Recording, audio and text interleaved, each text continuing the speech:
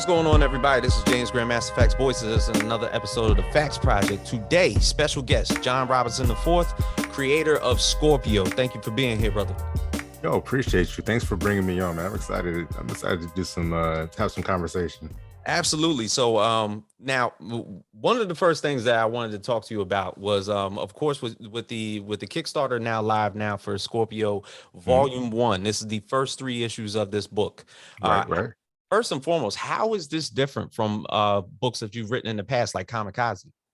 Right.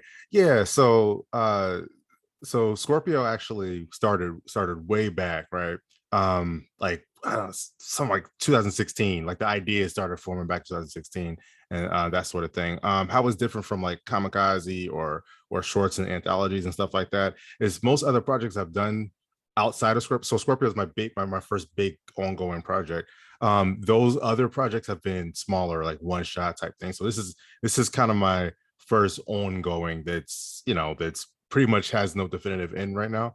Like it's going to be going on for probably a good while. People always ask me, well, when's the series going to end? How many issues is it going to be? I don't know yet. It's ongoing. So yeah. For sure. Now, for anybody that has never gotten around to knowing your book, or if has ever even gotten a chance to read one of your issues through Kickstarter or possibly through your website before, if you could detail for the folks, like basically what is Scorpio and like what is it built around? Right. So basically, Scorpio is an urban fantasy mystical comic. It's about these 12 relics. They're attached to the Zodiac Signs, and then based on those signs, the users get a particular ability.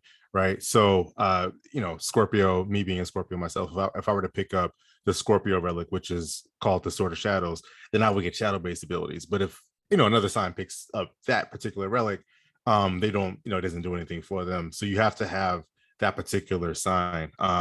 And as the story when the story starts, or kind of prior to the story, each relic is given a protector, right? At least initially. And then the relics are passed down over time to different protectors based on usually the prior protector's discretion. So it's kind of built like that, but it is definitely in current day, like current time frame. So it's not like your high fantasy, anything like that. It's very like today urban fantasy. Yeah, when people are basically bringing up the themes in which they want to utilize to create the stories in which they love, why did you happen to choose urban fantasy rather than anything else? Was this something that you always wanted to create? Yeah, it's probably because it's probably a little bit more relatable to me, right? I'm not getting wrong. I like your high fantasy stuff. I like your Game of Throneses and your Wheel of Times and Lord of the Rings and stuff like that. I love that stuff.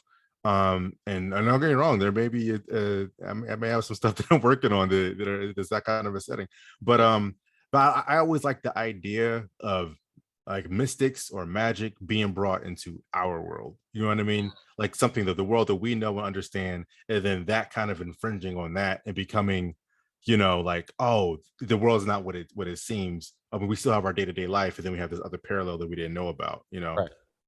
Is this like dimensional usage where basically inside of our world there's ways to basically channel certain types of mystics throughout the cosmos just by general people and who they are, whether they're like strong-willed beings or strong-willed characters? Right. So there's an element of spiritual connection, right? So characters with a stronger spiritual connection are better with using the relics. So for example, if I'm a not very spiritually connected, actually Danny in the story, the main character, he is not initially as spiritually connected as some other characters are, right? So he's a Scorpio, so we can use the relic based on being a Scorpio, right? But there are definitely Scorpios who are more spiritually connected than he is, and they would be naturally better with it. It's arguable, not to give any spoilers or anything like that, that Naomi may be naturally better with it, because you see in issue 1 how she kind of has her she's very devout in terms of like what the Zodiac stands for, and in terms of the training, in terms of following or upholding one's legacy, that kind of a thing. Versus Danny, who's obviously very reluctant, right? So she kind of has a naturally more powerful connection to the relic than like than he has. Yeah. So would you say that the relationship between Danny and Naomi would be more so of a Doctor Strange Baron Mordo type of relationship, where Naomi, of uh course, being so much devout, she kind of criticizes Danny for not being right. uh astute to basically the Hmm. prophecies and the rules that basically go around, where Danny is more so carefree. Oh yeah, he's extremely, yeah, he's very carefree. Like to the point. I mean, page one, she has a knife to his throat. You know, so that's the first thing you see when you open the book. You know what I mean? So we already get the sense that they're not vibing, very well. And then even through the conversation that happens later on in that issue, you kind of get the sense that, okay, she is ruthless as she seems to be. She Yeah. obviously has a reasoning. She has a, for the way that she's acting, versus Danny, who's very like, I don't even know, like, what are you tripping about, Yeah. So in between these three issues, is there a moment where Danny kind of like comes to the realization where he gets it, to where he uh understands where Naomi's coming from? kind of, yeah. There's definitely there's definitely a crossing over point that happens in issue three. Issue three is definitely a point. I won't say that he fully just gets it and he's all in, because it's not quite that quick of a progression, but there's definitely a moment where he's like, I need to step up to the plate, kind of a thing. So yeah. Mm. Now, in I guess in correspondence with the story, with the ever seen curiosity around astrology, why detail your characters in Mhm. such a way? Right. So what are you referring to, the way they're dressed? Are you referring to just The using way, astrology in general? yeah, just using astrology for the way that they're named. Got you. Yeah. Uh so astrology was kind of like it was the magic system. I came up with astrology for the magic system based on the fact that in real life we all have a zodiac sign, right? Like, so Mhm. something that we can kind of relate to. I can relate to being a script. I mean, people talk, when they stop by the table at cons, and I tell them with the book, the very basics. The first thing to ask is, yo, what's going on with Aquarius, or what's going on with Leo? So Right. everybody kind of has a connection, even without knowing anything about my book, outside that it's a Zodiac comic. I just tell them it's a Zodiac comic, and bam, that question hits. You know what I mean? So it's kind of like a way to kind of bind people together in a way. Yeah. And then the idea of astrology is, even in our casual outside of this comic or anything like that, in our casual conversation about the signs, Zodiac signs, and astrology, we're always talking about the compatibility between, what's the compatibility between Scorpio and Virgo, or Pisces Mhm. and Gemini, or whatever. You know what I mean? So there's kind of a sense of connection, both to one another, and then like a kind of like a spiritual connection, right? So the spiritual connection was the part that I wanted to expand upon in the book, to like ascribe a powers and abilities to these things. You know what I mean? So it's like, okay, we already kind of have like a mystical, I guess, way of looking at the zodiac anyway, Yeah. or astrology in general. So let's like basically take that several steps forward in this book and apply a whole magic system to it. You know what I mean? So Wow. So when it came to the character designs that you utilized to put this book together, mhm. you tend to basically this you put everybody in like a certain look. Like as far as like Mhm. Naomi and Danny, they have a signature look. The Right. Virgos, of course, have a signature look. Was Mhm. that the game plan going forth, that pretty much, because people tend to have a connection when they're utilized in the same sign. Right, So exactly.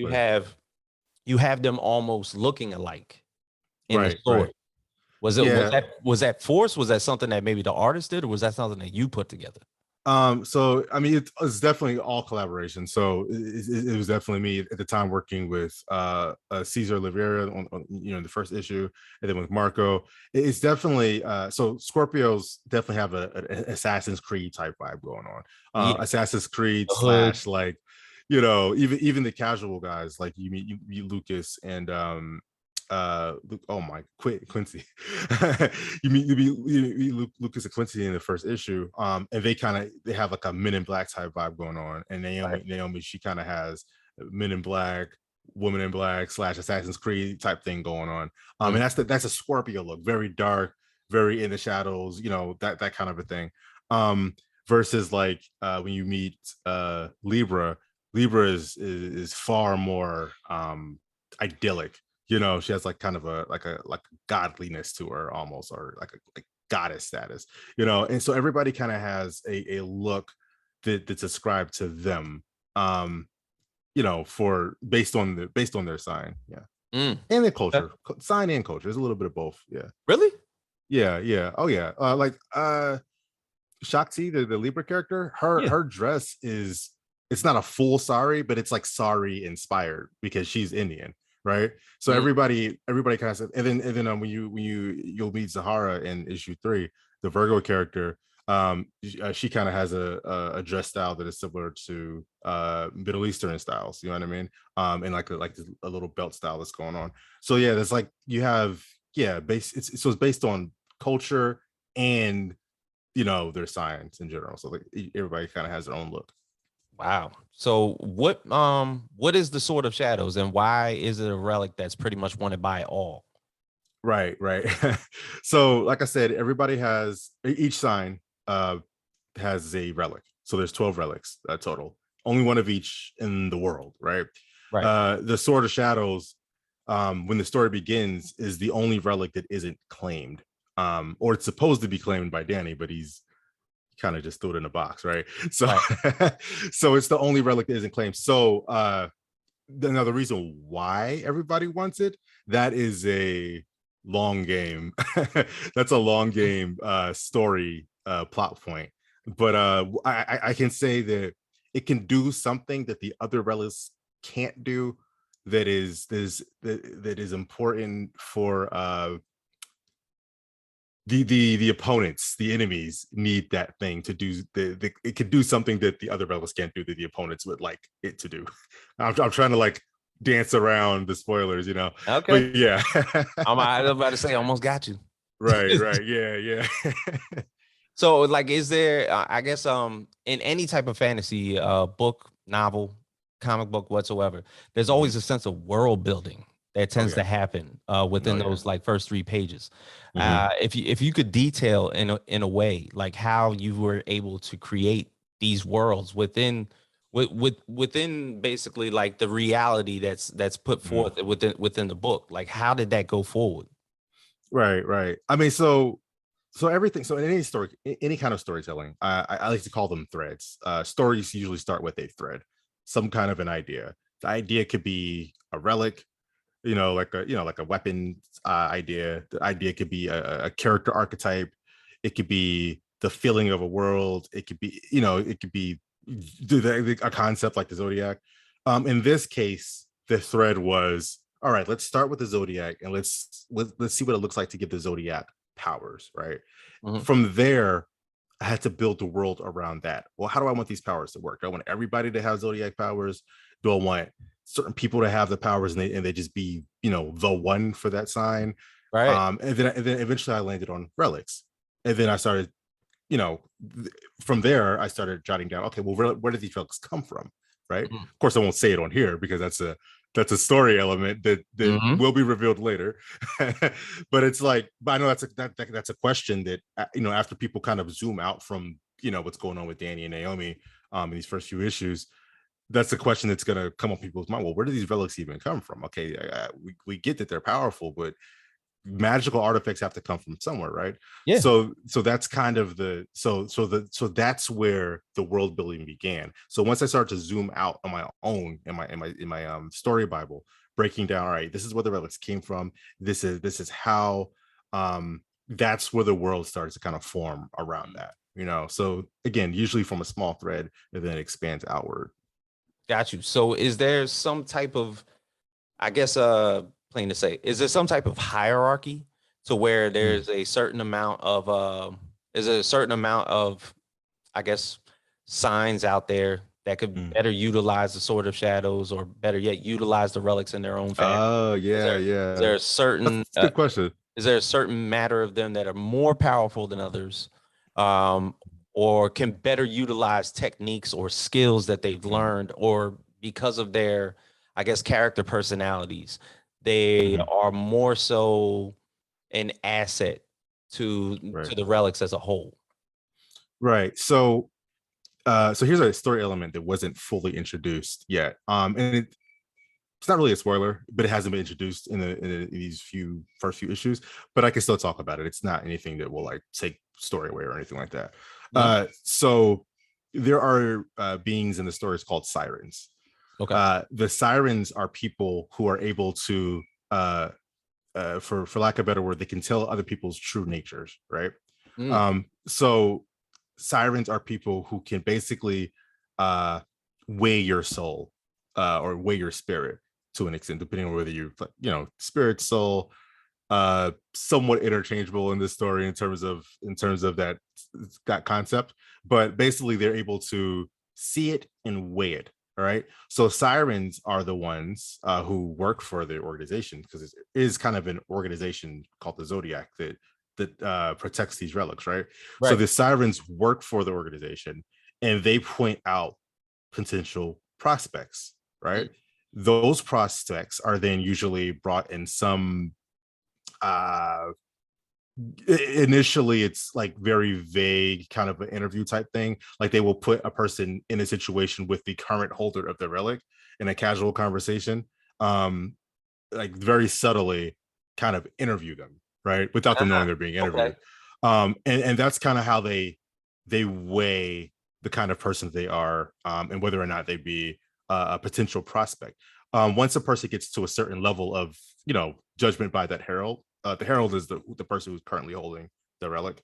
So like let's say it's the herald of Capricorn, right? Mhm.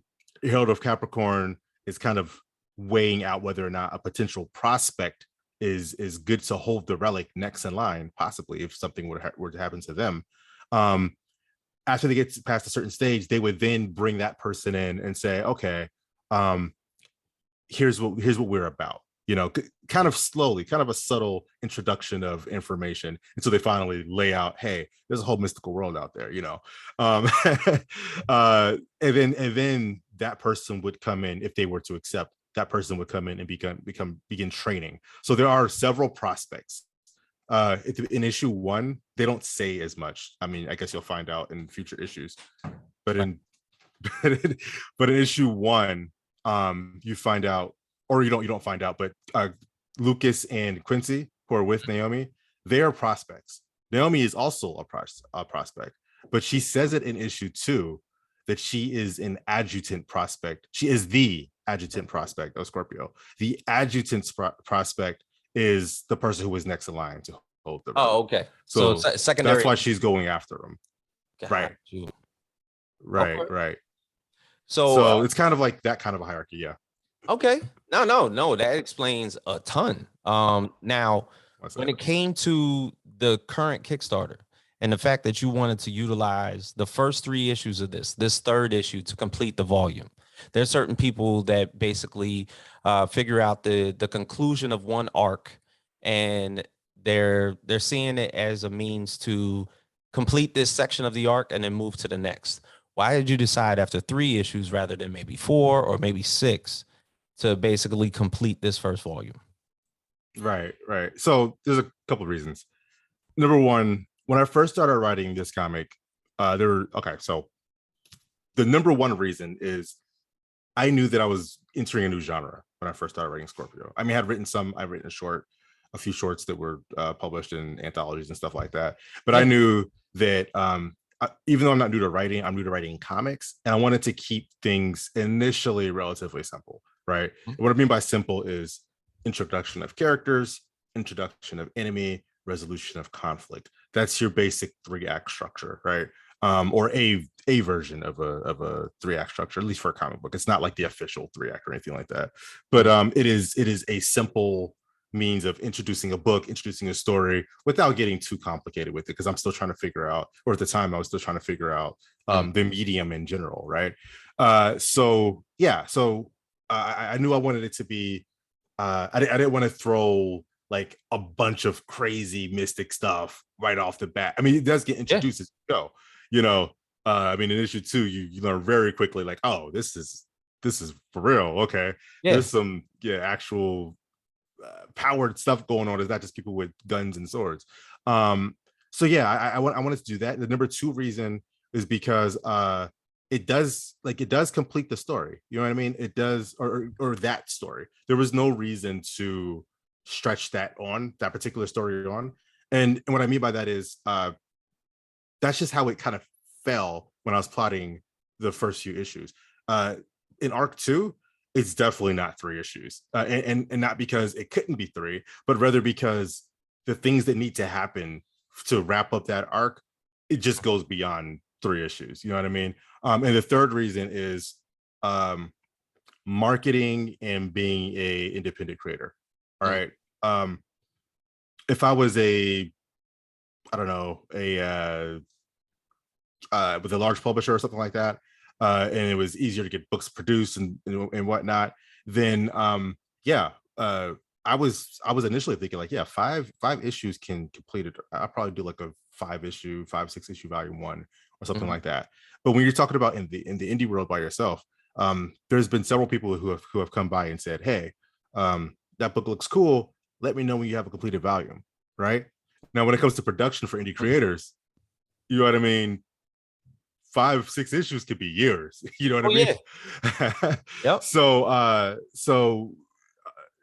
it was good that I kind of had plotted it out to be 3 anyways, because now I'm able to do a completed, well, first volume that people can go and pick up that first. Basically, it opens the door to Hmm. new readers, because some people don't even pick up floppies. Some people only pick up volumes. You know what I mean? I've had several people stop by the table and say, hey, let me know when you have the first volume, and I'll get that. So yeah, that's kind of my 3 reasons as to why it panned out to be 3 issues.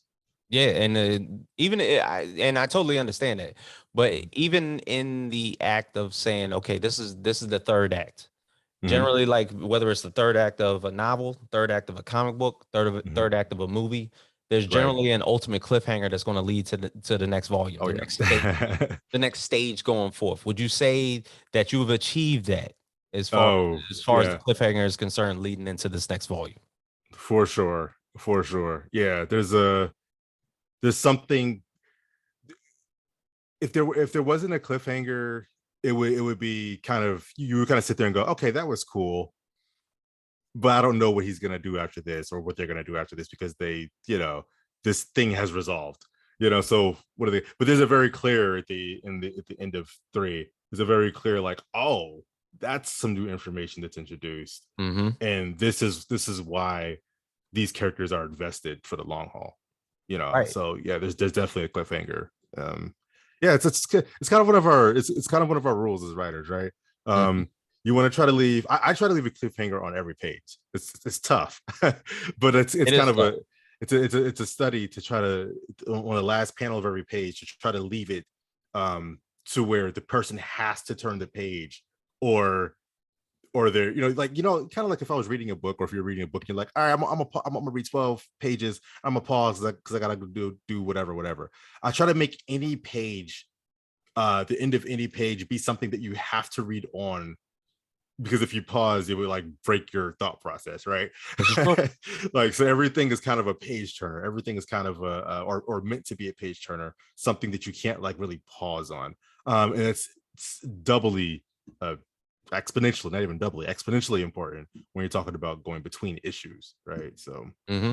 yeah, And definitely. that comes into effect even with the reader, because even though, because some of the readers have like different personalities, you got some people that just want action as soon as they open up the book, and that can Right. be understandable, but it might lead to nothing but blah by like episode by page 5, and then Right, you're exactly. pretty much get much out of there. You, Hmm. for instance, have taken the time to not only to provide like almost an inner conflict within the first issue, a lot Hmm. of introduction within that first and second issue.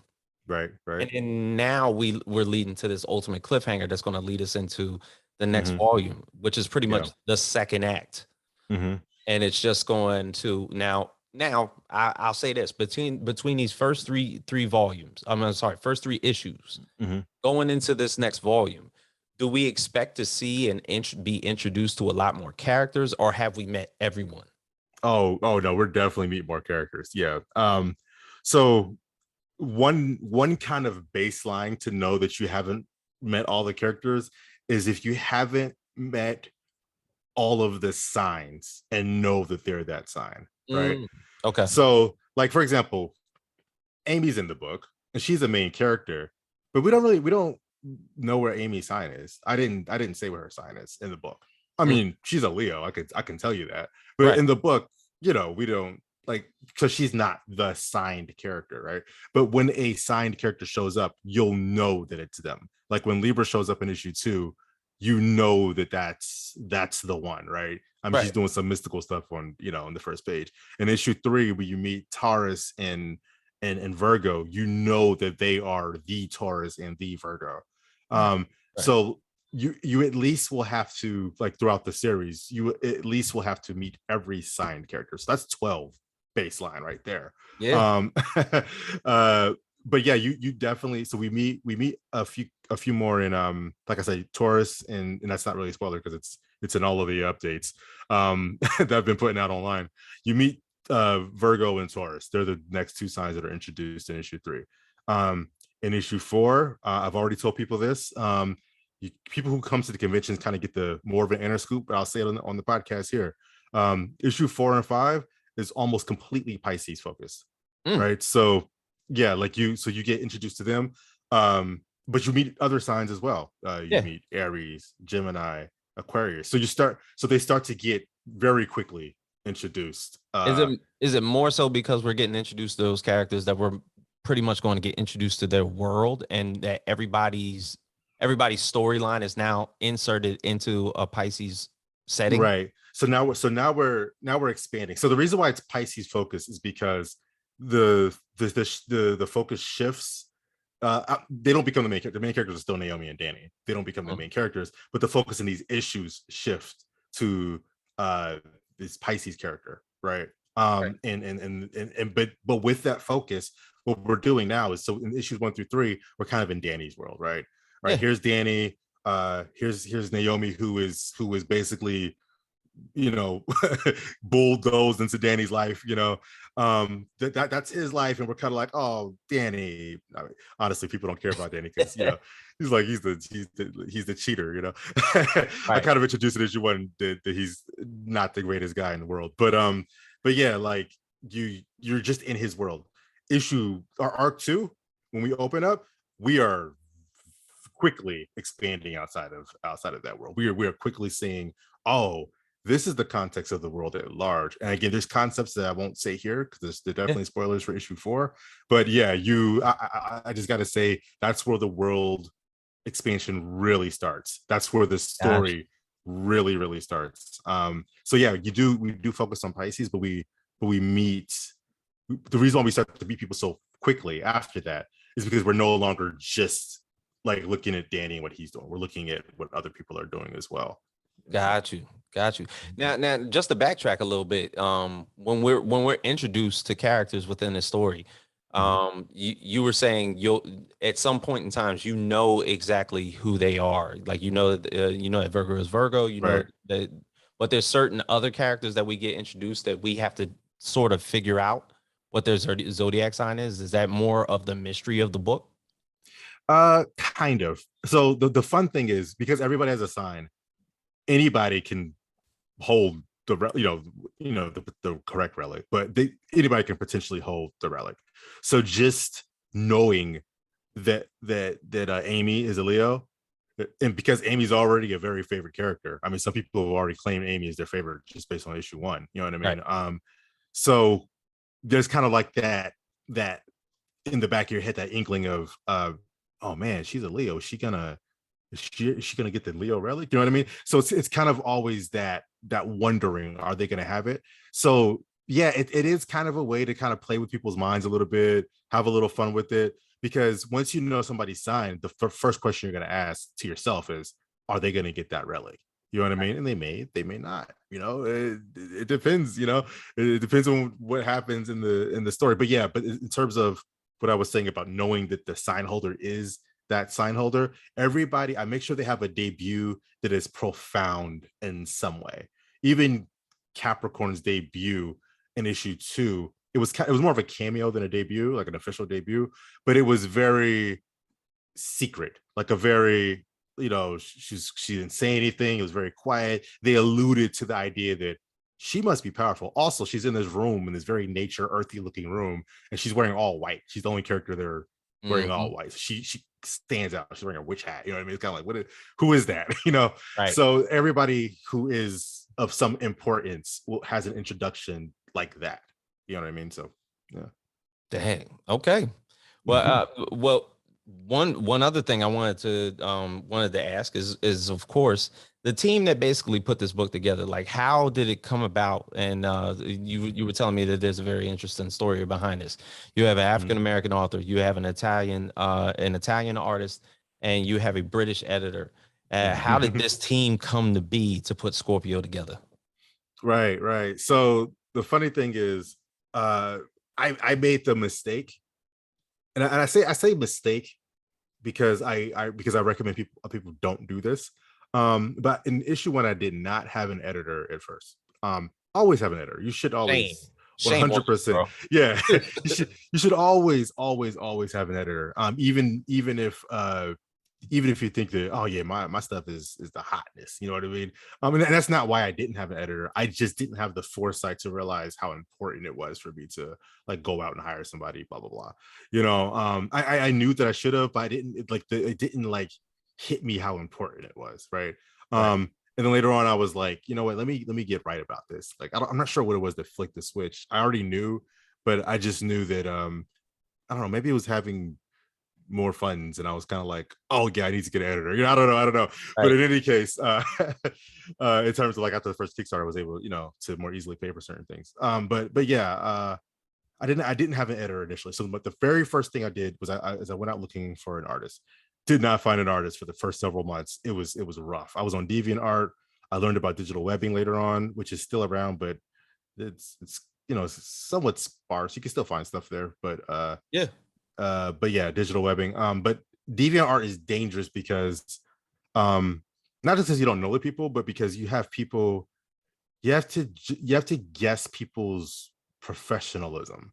And what I mean by that is I don't mean how good they are at the job. I mean how invested they are when it comes to taking on a new project.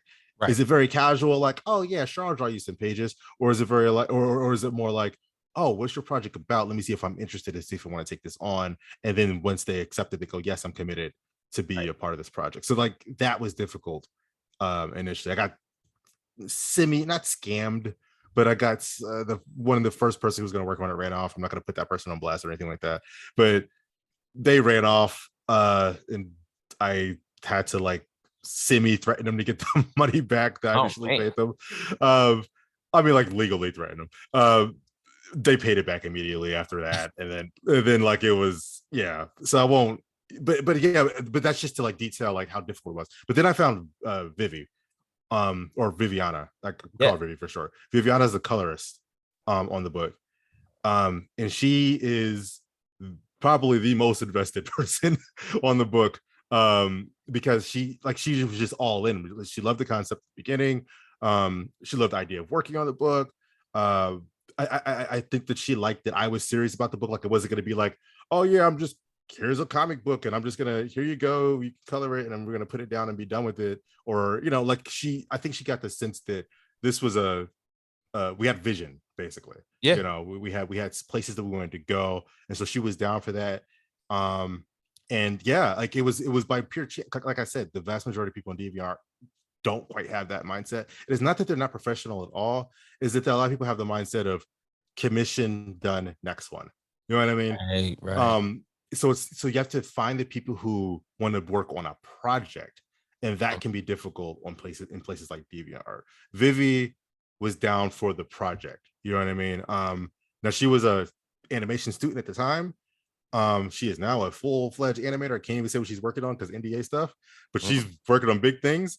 But she still is 100% down for Scorpio. I mean, she told me the last time we chatted, she was like, yeah, pretty much no matter what I'm working on, like I'm always going to be on this. So I'm like, all right, yeah, we're down. So Vivi actually helped me find Marco, who is the artist on issue 2, 3, and then going forward.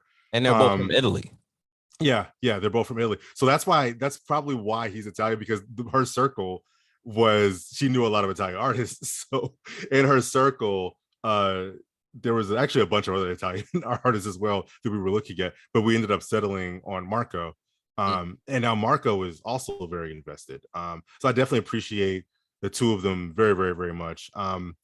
Now, Andrea, the editor on the book, after I came out with Scorpio, I suddenly started getting hit by all kind of people. Like it was kind of like, oh, a book. Oh, dang, this book is kind of decent, blah, blah, blah. And I was like, man, like super humbled. Like I didn't know what I was doing coming out the gate. People were excited about it. So Yeah. people started trying to get me like on different books, right? So I ended up, and I won't name the company just for, it's not really anything bad, but I'll just leave the company name out of it in case it may sound off. But so there's a company that I got with, and I met two people. I met LaShawn Colvin, and her number two, basically her assistant editor, is Andrea Smith, right? So LaShawn and Andrea were my editors for this project that I basically was getting put on to do for this publisher, right? So it was a whole different book, whole different thing. I mean, we even knocked out the whole script and everything. It didn't pan out, which is why I don't want to like name the publisher. It was 100% on the publisher. Even the editors, even LaShawn and Andrea were like, what is going on? Like, I thought we were like green, like what's happening? Yeah. So that project didn't happen yet. I mean, don't get me wrong, it's still gonna happen because we have a full script, and the story is like, I've got a lot of things planned out for this story. So but anyways, I met Andrea through that. Now LaShawn was supposed to be my main editor, but she had put, because she's very busy editing other things, she put Andrea as a primary on my book. Well, I vibed with Andrea a bunch on working with that book. So I ended up reaching out to Andrea saying, hey, do you want to edit for Scorpio? And she's like, yeah, let's do it. So she came on, and that's how we got, and so it's just by happenstance she's from the UK. Like right. I mean, I didn't reach out to the UK specifically or anything like that. It just by chance, because I mean, funny enough, LaShawn's from Alabama. She's closer to me than Andrea is. Yeah, right. So yeah, it was kind of like it just kind of happened like that. But yeah, Andrea, she's excellent. She loved the other comic project we were working on. She loved it. I mean, she was just like, man, I'm 100% down for script. And it was funny because when she got to the Scorpio 2, she was like, what is this? like she was mad at the script. You know what I mean? Not that it was bad, but she was just kind of like, I read the other script, and that script was better than this script. What's going on? So yeah, we went through the script and we edited. I mean, of course, it came out well and everything like that. But she basically she pushes me because she's like, I see, like, I've read your other stuff, you know, and I know your different areas where you're capable of, and I could tell when there's something that's like, this is lacking. What are you doing? And so she's real, you know what I mean? And that's what you need as an editor. You need somebody who's real. And so she said that about issue 3. She was like, oh man, this is great. We edited some things out. Issue 4, man, she literally was like, she got on a call with me for issue 4. This is actually just a couple of weeks ago. And she goes, man, I feel bad. Like you know, taking payment for editing for this book. And I was like, what do you mean you're the editor? Like, because you didn't have to edit anything. She goes, I don't have anything to change. Just like I mean, it was really good. I mean, it was like high praise, and I was like super like wow, because she's hardcore with it, you know. So I was like, oh wow. She was like, yeah, like this was excellent, you know. And her saying is excellent. I'm not saying it on my merits. I'm not saying, oh, I wrote an excellent issue 4. I'm saying that based on what she said, that I think issue 4 and going into arc 2 is gonna be like, I mean, next level stuff. Because not because I said it, because she said it. You know what I mean? So it was high praise for her saying like, I don't know what to edit.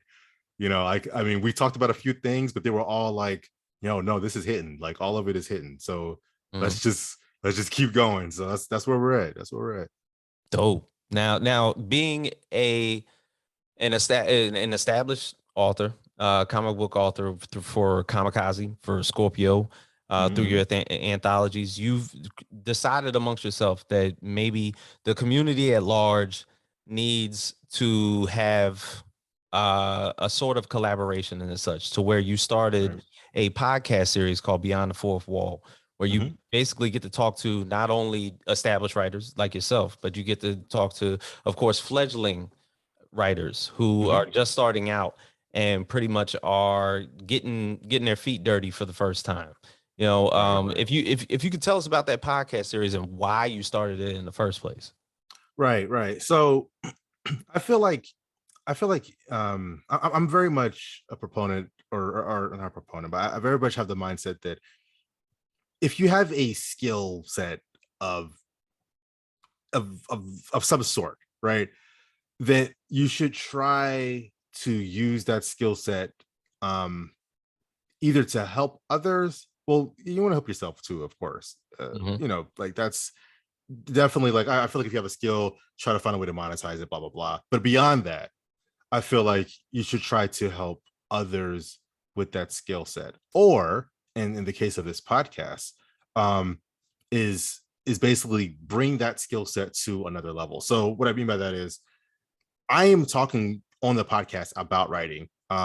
Some early episodes and some here and there episodes I do like solo episodes, but most of them are talking to other writers about their process in writing. Because I believe if you do something, that it's good to basically give back to the community. You know what I mean? It's because then people have something to kind of look forward to other than just your writing. So it's kind of like, okay, you wrote Scorpio, that's great. But also let me show you my thought process when I'm writing in general. This is what I do. And then let me talk to other writers about their thought process when they're writing, and you can hear us have a discussion about that on the podcast. So yeah, I've talked to, I mean, all kind of people. A lot of Star Wars writers on there. Like that Mm. just happened. It probably happened because I read a lot of Star Wars books and then I reach out to them. So it kind of just happens that a lot of them are Star Wars writers. But I've read, funny enough, most of them I've read their other books that aren't just Star Wars as well. Yeah.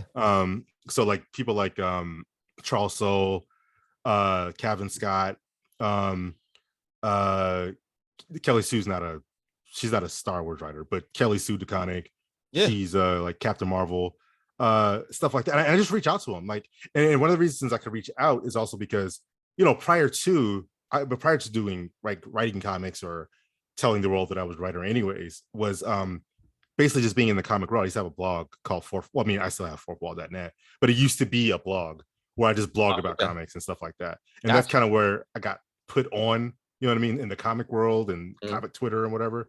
So like, yeah, I often like cross paths. You know how Twitter is. You Yeah. often cross paths with these people This is true. online. And you So can't believe that you're talking to them, but you are. right, exactly. I mean, I was still mind blown the day Gail Simone followed me. I'm like, oh, okay, what's up? And then when I met her in person, I was like, yeah, I don't know if you remember me. You followed me a while back. She's like, yeah, I remember you. What's up? So it's kind of fun. It's It's kind of crazy. funny just meeting people. Yeah, yeah. That's why Twitter's so wild. Like, there's a lot of negativity on Twitter, but there's also a lot of like There's a positivity on lot of Twitter too. collaboration. Oh yeah, yeah. A lot It's of collaboration. And the thing is, you come to find out, I guess, and my bad in cutting you off, no, but no, you're good. You're good. you come to find out, I guess, even in the midst of a lot of mainstream comic book writers Hmm. within Marvel, DC, Image, Boom, whatever, so may have you. Hmm. Yeah. These people are pretty much reaching out for ideas, just like people Oh that are yeah. in the indie world. Yeah. As more so as much is that they're looking for a ways and a means to basically bolster their own stories Hmm. rather than pick it. And I'm sure it was their dream come true to do Right. characters Absolutely. for Marvel and DC or anything like Hmm. that. But they're still trying to like basically uh build up some type of acumen where they're like reaching out to fledgling other writers, Hmm. seeing what they're about, seeing how they're writing, what's that context there. Right. Maybe their dream project isn't writing Spider-Man. They want, Right. you know what I'm saying? Maybe it's like something that they've created in their house that they had this notebook sitting on their desk for like 10 years that they've Hmm. been wanting to put out, but haven't had the chance to. See, that's the funny thing. It's funny that you mentioned that because, so in addition to the podcast, I also do a writer's chat every week Yeah. on Wednesday. Yep. The So space. the writers chat is where I come up with so tomorrow I got a writer's chat, right? And I have a topic. I come up with 5 questions for that topic, and then we talk about that thing in great detail. And usually there's anywhere, I mean, they come in and out. It's usually about uh, a dozen to 2 dozen people in there coming in and out. You know how Twitter Spaces is. People always, you just kind of join and leave. Yep, just But yeah, join, listen, bounce. right, yeah. But there's an average of about at least a dozen people on there. Sometimes, honestly, oftentimes more than that, but at least a dozen. And we just talk about these topics. One guy on there asked me, because I guess they realized, it's like, oh man, I see you have this comic book, and they were like, so what's your dream in the professionally? And I was like, oh, I think probably to get my books out there, probably get my books seen, at a large scale, by the large scale world level. And he kept asking me the question over and over again, and I was like, what are you like? I didn't get what he What are was you getting at. alluding to? Right. And then he finally said, he goes, well, what character do you want to write? Do you want to write Spider-Man? And I was like, oh, I get where you're coming from. So I told it to him like this. I said, basically, a long time ago, like very long time ago, I did have like that dream of, oh, that would be really cool to one day write Spider-Man, blah blah. Mhm. But as time passes and you write stories and you learn to write, you get better at writing. The idea of writing this other established character in this other established world, don't get me wrong, it's still fun, Of but course. it definitely falls on the scale from my life dream down to like, that would be cool to do. You know what I Right. mean? Whereas your life dream is definitely for your worlds and your characters to get Yeah. out there. So he was trying to, basically he was trying to get at what character and what property I wanted to write. And I was Right. like, oh, well, it would be cool to write several properties. I mean, I definitely do want to write Star Wars. Like that would be the closest to what he was looking for is my dream thing. Like Mhm. I would love to write in the Star Wars universe. But no, like my dream is that for my stories to become well known enough that the world sees and reads them. That's the dream right there. uh yeah. Yeah. So yeah, People don't seem to see that, and I think right. more Hmm. than lately, because there was just last year when Substack came online. The first thing Oh that yeah. happened was a lot of established creators started to do their own projects through Hmm. Substack. Something that Exactly. more so maybe they always wanted to do. Right. So Right. it wasn't necessarily, oh, I'm writing the new Batman story or everything like that. If you're an avid comic book reader, you know that there is at least 50 to 100 iterations, storylines about Batman. It was like, Right. what Right. could you do that differs from those other 100? Hmm. So it's like you have to like sit there and rack your brain about the story that you would want to create rather than Hmm. something that maybe you had to put down on the page yourself. Right. And the more time that passes, the harder it becomes, I can Oh yeah, imagine. I can Like imagine. you gotta, you get put on, like if somebody put me on Batman today, I don't know what the heck I would write for I would Batman. not have a clue. Like, like I mean, I don't know. I did have ideas for Thor, but let me tell you, Jason Aaron hit that nail Oh on the yeah. head. A long time ago, I had this idea. I was like, man, I really want to dive into Thor's like worthiness. You know what I mean? But Mhm. man, if Jason Aaron Yeah. didn't dig, I mean, like Unworthy he Thor? really, like, Yeah. yeah. Yeah, I mean, Unworthy Thor, yes, but like the whole run from God Bomb, up to now, up like last year when it, or was it the year before last when it ended? I mean, Um, so much so that it's being adapted coming out next month. right, exactly. Like he really hit that like perfectly. So, I mean, I remember I wrote this thing for the Darkness, Top Cow's character, the Darkness, Mhm. and I remember, to prepare after Rick, I had never read Darkness before. I was just entering the competition. And I remember to prepare, let me just read everything Darkness. I read a little bit of Witchblade. And I mean, this is a whole world I had never really dove into before. Um, and as I went, I remember coming up with ideas. I was like, oh yeah, I know what I'm gonna do. I'm gonna come from this angle. I'm gonna come from this angle. I had like 5, 6 ideas that were coming as I was reading. But lo and behold, as I read, because there's hundreds of issues, as I read through, every single idea that I had when Phil Hester took over, especially when Phil Hester took over, Mhm. and other writers took over after him, every single idea was hit. And I was like, word.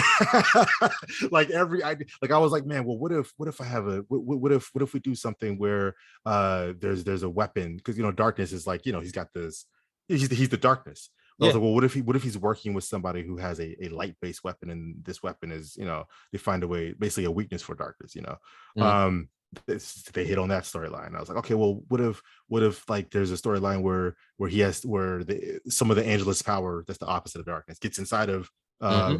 Jackie, that's the main character of darkness. That was hit vaguely. Okay, I was like, all right, well, what if we tell a storyline where if the darkness goes under, he meets past, like that got hit. I was like, bro, like every idea Yeah. that I had, because that's what happens when a character is going on for that long. You know what I mean? So basically, for characters like Batman, Superman, it's incredibly hard to write stories for them, because so many people have Has done. to be. Yeah. Has to be. I Yeah, mean, it's yeah. it's to the point now where DC is like jumping into like dinosaur Justice League. Mm-hmm. Like you ran out of ideas. You're doing Yo, dinosaur. just You're doing the Jurassic League, doing and, everything. and you're doing what is it? DC Megazords, where all the Hmm. Justice League characters were Megazords. Like Yeah, you're just taking intellectual properties and you're just just mash it up. mushing and mashing them all together, turn them into clay, and be like, here, take that. I remember at one point wondering, man, what if Spider-Man wasn't broke and he had his own company? Bam, 2014 hit. Yeah. Start what is it, Parker Industries. I was just like, well, they did it. Yeah. you know? It's not too often that we get to realize, I guess us as human beings are pretty sentient beings. Like we do Hmm. think alike. Right, It's exactly. that whole venom thing. The hive mind, regardless of how big you think the hive is, Hmm. somebody high Right. up is still is still thinking the same thing. Exactly. Regardless.